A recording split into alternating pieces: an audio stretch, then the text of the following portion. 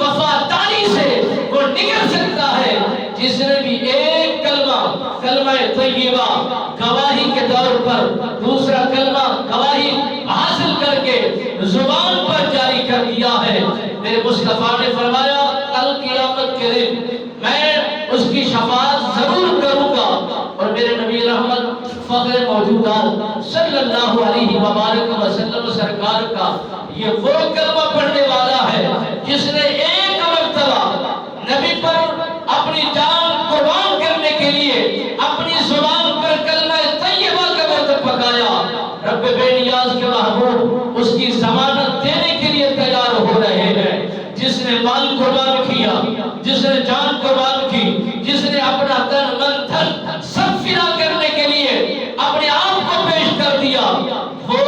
یا تو سیدنا صدیق اکبر دکھتے ہیں، یا فاروق اعظم لگتے ہیں، یا عثمان غنی ذوالنورین دکھتے ہیں، یا حضرت علی المرتضی شرم و حیا کے، حضرت عثمان غنی رضی اللہ تعالیٰ عنہ سرکار شرم و حیا کے پیکر ہیں، یا حضرت علی المرتضی شیر خدا بہادر جوان لگتے ہیں۔ یہی عشرہ مبشرہ اور جتنے بھی ان کے رفقا ہیں، ان کے محبین ہیں، ان سے جڑ گئے ہیں، ان سے عقیدت و محبتیں بہترین انداز میں پیش کر دیتے ہیں، وہی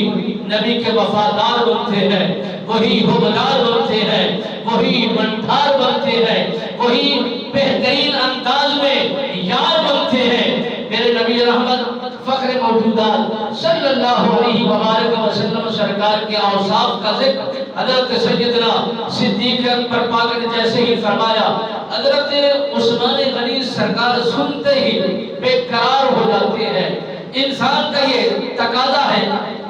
جب بھی کسی انسان کے سامنے کسی انسان کی تعریف کی جائے، اس کا دل کرتا ہے، اس کا من کرتا ہے میں اس چیز کو یا تو کھاؤں یا پیوں یا دیکھوں۔ یہ انسانی فطرتی تقاضا ہے، اور انسان کی طبیعت میں یہ فطرتی عمل ہے، وہ منشا ظاہر کرتا ہے کہ میں جو تعریف کی گئی ہے وہ جس چیز کی ہو، جو بھی برانڈ ہو،